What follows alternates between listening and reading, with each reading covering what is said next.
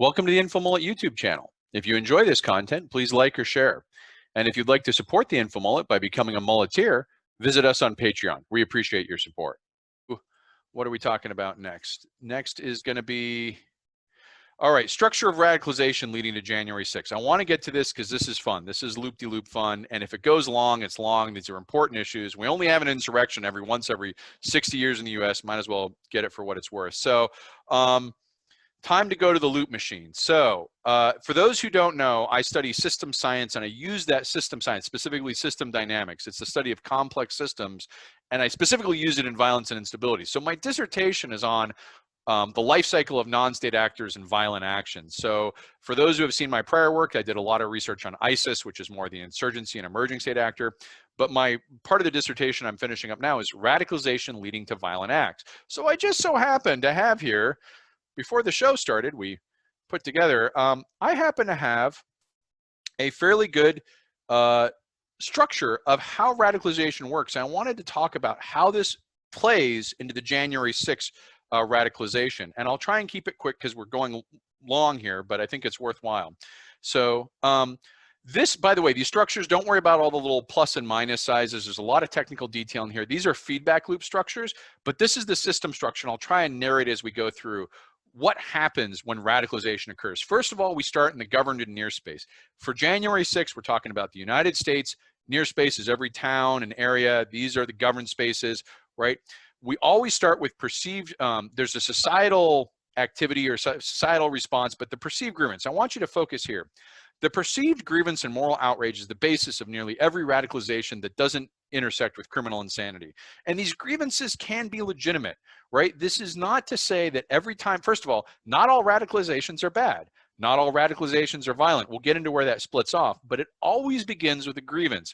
And the grievance can be one that is personally felt, personally resonant. It's happened to me, my friends, my coworkers, my family, or it could be something called vicarious humiliation. Vicarious humiliation is where you see something happening, or you think something is happening, and you experience moral outrage on behalf of that, even though it is not affecting you. And there's a lot of things that in modern society, social media is great for experiencing vicarious humiliation, right? We see these things and we get outraged, even though they're not affecting us. They trigger these neurological adaptations that drive us to view that as a grievance and have moral outrage. But then the key thing is the narrative. The narrative is how we explain this grievance. What's going on? How did this happen? Who caused this to happen? And there are valid narratives, but when we talk about radicalization, we're talking about a conspiracy narrative. So the January 6th insurrection, you know, you can go back to QAnon and you can get in there, but let's keep it simple. Let's say the perceived grievance and moral outrage is Trump didn't win. And because Trump didn't win, we feel like we're not being listened to. You can go into all the grievances that are legitimate grievances of working white America, things like that. You can go into illegitimate grievances like white supremacy, stuff like that. I don't want to go down there because we got a lot to cover. There's a grievance, but he doesn't win, so they now have a grievance. The narrative now is what comes out after the election. The election was stolen. It was fraud. These are the people who did it. Here's the massive evidence. This is the key thing for radicalization, is there's got to be a conspiracy narrative that provides context of both how the grievance came to happen and who is responsible for it continuing to happen. This narrative then feeds into a fixation. You know, you can read a news report and go, oh, that's bad, and 2 weeks later, you're not even paying attention to it. Fixation means that you are living this narrative 24/7. You're reading news articles, you're studying case files, you're following every YouTube podcast of you're following all the tweets, Rudy Giuliani, all these folks, you're fixated on it. You can't get enough of this information, and this begins to absorb your life. So this conspiracy narrative, you become fixated on it. And then from that fixation, you get an identification or activation. And this identity for violent radicalization is an identity of the warrior. And these identities change. I mean, a radicalization that's nonviolent may have an identity of go out and be a civil reformer, go out and get involved in your community, go out and protest, right? These are all identities that can be activated, but with violent radicalization that I study, the identification is called the warrior mentality, the warrior identity. This is not the same as the military warrior value. It's also known as the pseudo commando, the person who wants to be the warrior who hasn't earned it, right? They want the easy way to feel like they're being the hero in their own story. They're going to do what society needs them to do but can't ask them to do. They're willing to do it for the benefit of everyone. This identification is fed by this fixation of there's wrong going on. The narrative tells me who's doing it wrong, but no one's fixing it. I've got to do it myself. I've got to take it upon myself. And that leads to a pathway to violence, and that leads to terrorism, and that leads to societal response. So you got one feedback loop growing here. Inside that loop are the network effects that go on. So you have moderating network effects are in red, radicalizing are in green, and this is an interplay that actually is a tug and play between these network effects. And this is what limits radicalization growth. This is why not everyone becomes radicalized, because they're generally surrounded by more moderate people that have a moderating influence on them. But what's going on, and by the way, these are fed by cultural scripts. A cultural script could be, it's an abstract symbolic content. It can be delivered on any medium. It could be a meme. It could be a tweet. It could be a newspaper article. It delivers the information that drives this radicalization. So let's dive in real quick to what that network effects looks like. So now we dove into that radicalizing and moderating network, and we're going to do the same thing and kind of blitz through here. This is that rate of activation that was at the center. The rate of activation is determined by the prevalence of radicalized views in your network. So the more radicalized people you have in your network, the more radicalized you become. As one of the interesting things, these dynamics happen. As people get radicalized, they self-select to see more, that fixation. They want to see more radical content. They want to see more extreme content. People who self-select begin following radical posters. They begin to lose those other voices, and they begin crossing over. There's this, they call it incestuous or promiscuous crossover between social groups that, and you see this in Facebook group, like I'm part of this Facebook group that is very, very pro-Trump or very, very pro Bernie Sanders. And you don't see crossover between them as much, but you see lots of crossover between Bernie Sanders and AOC and between Trump and other supporters in the community. You know, so these crossover between radical groups begin reinforcing this kind of broader ecosystem. And you get this clustering effect where divergent conspiracy theories or radical groups that were separate, anti-vaxxers, QAnon, all this stuff begins to coalesce into clustering. And the clustering creates mutual group reinforcement, right? And that's because they have the illusion of numbers. So if you're in one of these networks, you're fixated on it, you're looking at it, and everyone's agreeing with you. There's very few people that are, you know, if you're moderate, you've selected out of this group. You don't want to see it anymore. So what people see is this illusion of radical number, the illusion of large numbers. Everyone believes with me. How can no one understand it? Everyone I talk to, everyone I see, it's got to be those other folks out there that don't get it. Two other things come up from this radical group density effect is there's the interactive echo chambers, right, which makes sense. The more radical group reinforcement we have, we isolate people from the moderate context, we reduce the exposure to moderate counter narratives, and that increases the self-selection. And up here in the radical group reinforcement, abandonment of radical this factor called radical group cohesion. The more coherent your group is, the less likely people are to abandon the radical. So as this goes on, people not only become fixated, they become more cemented to this radical view, which reduces the abandonment. Now, this is a symmetrical structure. So the opposite side of this is the same thing on the moderate, right? And moderating here is not political moderate, just means non-radical. On the moderating side, they're self-selecting out. The radicals don't want to see that. So you have this symmetrical opposed system structure that is playing back and forth all within this larger one, and it can reduce through the magic of system dynamics. It reduces into this simple diagram at the center of the larger radical. So that entire thing I just showed you reduces and simplifies to this contest here between the radicalization networks and the moderating networks.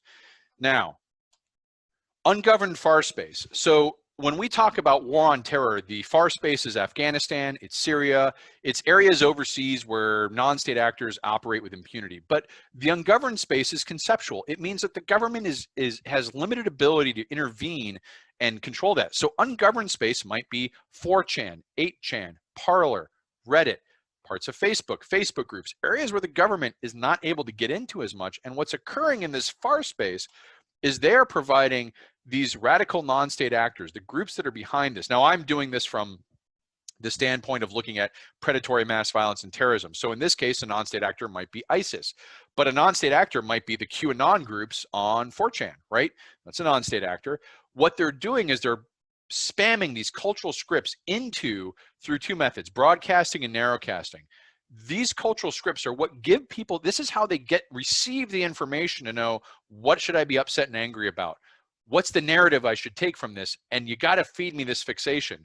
Now, the difference between broadcasting and narrowcasting is like, broadcasting is like a news network, Fox News, CNN, Legal Eagle, that's broadcasting. Well, Legal Eagle's a little different.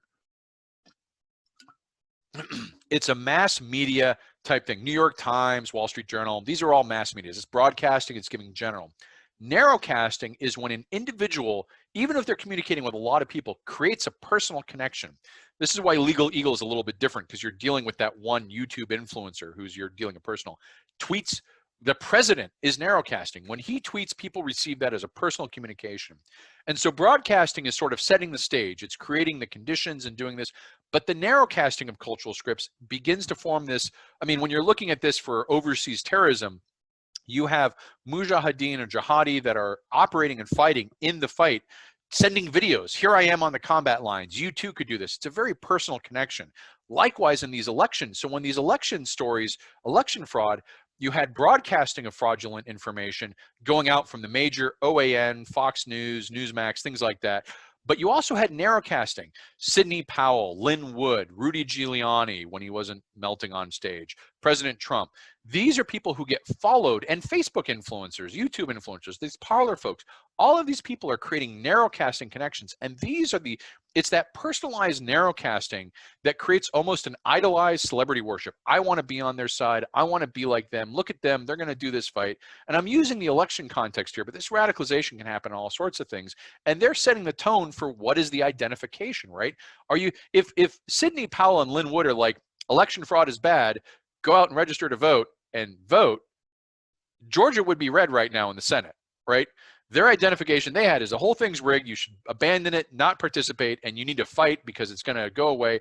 They're broad and narrowcasting this warrior identity standpoint, which I think fed into the January 6th and still is feeding into the risk of this.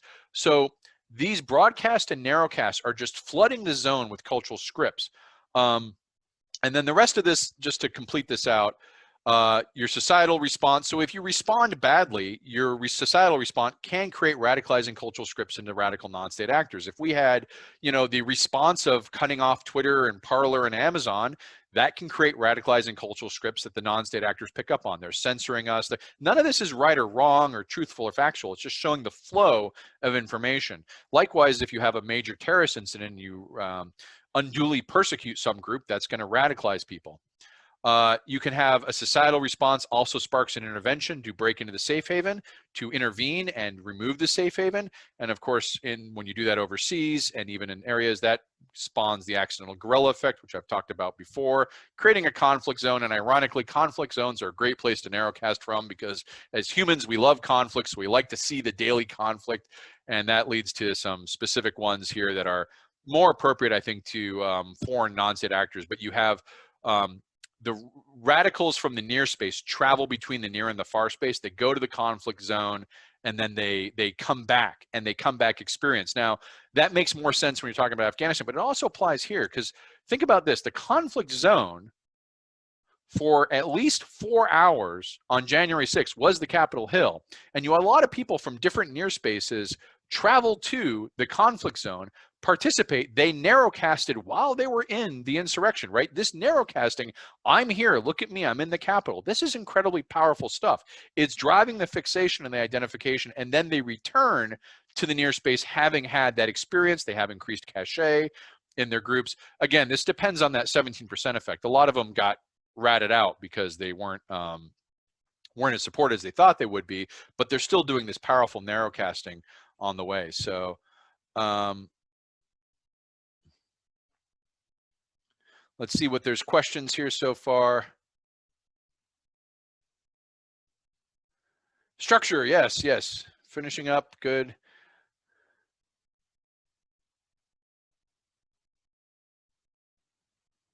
Yep, Canada declares Proud Boys. As I said, Canada free speech laws are very different.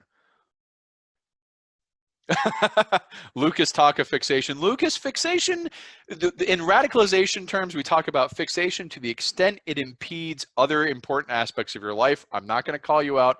I'm not here to judge, but fixation isn't necessarily just spending a lot of time on something. It's how much it pulls away from other needed facets of your life. So when people become, and remember, a lot of people get into the grievance, they get the narrative, and then they stop. They don't have time for the fixation. They don't have time for it. They may have an ideological belief. They're not going to get radicalized because they're not fixating. They're not adopting identity. They just believe, yeah, the election was rigged, but I'm going to go on doing what I do. These people are not radicalized. The radicalized ones are the ones who go through the full loop and take an act on it. Right, and Laura's given a great example here. When this now my research is on violent radicalization. So for purposes of dissertation and peer review, I'm not saying this has anything to do with any other radicalization, but I think it does. Laura's giving a good example here. Identification and radicalization. The nonviolent response is the increase in law students focused on immigration law and became immigration attorneys after the family separation. So radicalization, this is very important. Radicalization itself is not bad. Nonviolent radicalization is not bad. It can lead to many good things, and it's important. So I think there needs to be distinctions. Violent radicalization is a little bit different. Brendan, for those of you who see themselves in this, I've been seeing this in you for years now as I study this. I'm letting people live their lives. I'm not calling anywhere non-purpose. Brendan's asking if you can get PowerPoint for non-utilization reasons. Brendan, you can get my dissertation when it's published. Jennifer, yes, I am narrowcasting. Those, I have an identity. So this is a good point. Jennifer Dotson asked, am I narrowcasting right now? The answer is yes. I have established a brand identity. I am the infomullet guy. I am the one who gives you more context. I got a flavorful, fun-loving, partially psychopathic former special forces emotional support donkey next to me. This story of narrowcasting creates connection. It creates personal connection. And if I were using this for nefarious purposes, I could be sending you cultural scripts that fixate you and, have you do identity. Now, I don't have the time in the world to get you fixated on anything, but I don't have that time to put it out. Identity wise, I want you to become a muleteer, right? I'm trying to get you to do something. So you can see there are varying degrees in this in everything we do. But when we talk about radicalization, keep in mind, we're talking about fairly extreme manifestations of this behavior. It's not just, hey, I watch a thing here and there, or even I watch a news channel every night. I like Rachel Maddow or I like Sean Hannity. It's the entire loop taken to an extreme extent. Thanks for watching the video. Hope you enjoyed it. If you'd like to follow the Infomullet, visit us on Facebook or Twitter. And if you'd like notifications when we post new video content, click on the red subscribe button below the video. If you've ever wanted to become a muleteer and support the Infomullet, visit us on Patreon. We appreciate the support.